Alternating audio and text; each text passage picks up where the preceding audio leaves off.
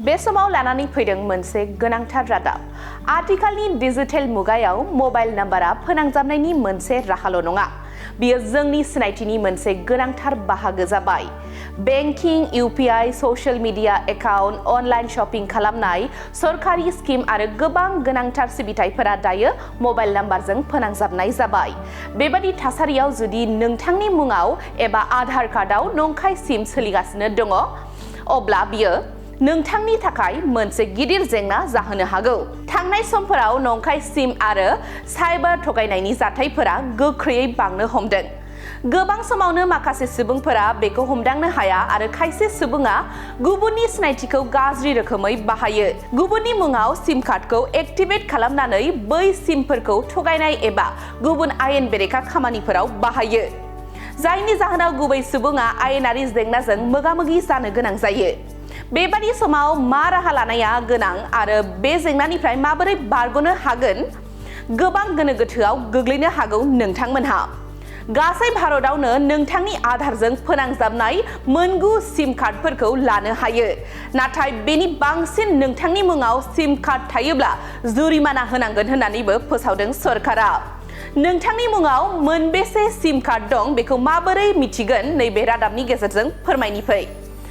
भारत सरकारनि संसार साथी पर्टेलनि गेजेरजों नोंथांनि मुङाव मोनबेसे सिम दङ नायनो हागोन आरो गनायथि गैयाजासे नोंथांनि मुङाव सिम कार्ड बानायनायफोरखौ रिपर्ट खालामनो हागोन।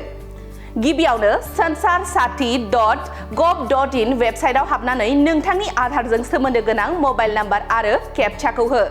नोंथांनि मबाइलाव फैनाय OTP-खौ हो। बेनि उनाव नोंथांनि मुङाव रेजिस्टार खालामनाय गासिबो मबाइल नाम्बारफोरनि मोनसे फारिलाइ नुनो मोनगोन। नोंथाङा बे फारिलाइनिफ्राय जुदि आयेन बेरेखा नाम्बार दंब्ला रिपर्ट खालामनो हागोन।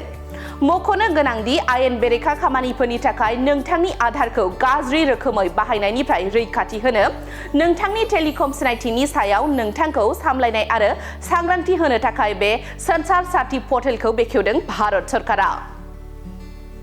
नोंथांनि खाफालाव दंब्ला नोंथाङा गोदान बोसोराव मोननो हागोन लाख लाख बेसेननि गारि मटर। 100 राङावनो नोंथाङा मोननो हागोन Tata ultra bus, Bolero, Mahindra Scorpio', Maruti Ertiga, Tata पान्च।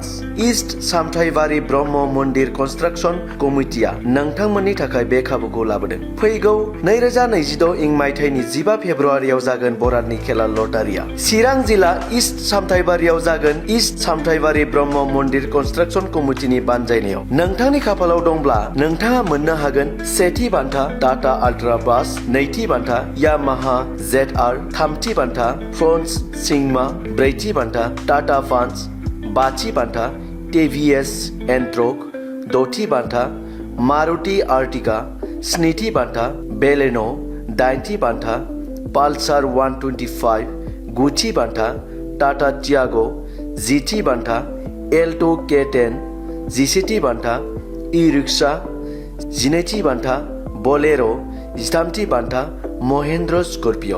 आरोबाव नोंथाङा बुक प्राइस लिस्टआव मोननो हाबावगोन सेथि बान्था एल्टो K10, नैथि बान्था सुपार स्प्लेन्डर, थामथि बान्था इनभेटार, ब्रैथि बान्था हिरो ग्लेमार, बाथि बान्था JBL बक्स, द'थि बान्था आइफन। टिकेटनि बेसेना 100 रांल'। 100 राङावनो नोंथाङा बे खाबुखौ लानो हागोन। रिजाल्टखौ कमिटिनि फेसबुक पेज लाइभनि गेजेरजों मोननो हागोन। लोगोसेयैनो असमिया प्रतिदिन रादाब बिलाइनि गेजेरजोंबो मोननो हागोन। नोंथांखौ सुलाद लानो थाखायबो मबाइल नाम्बार होनाय जाखादों 9957747966 9101294024 708692294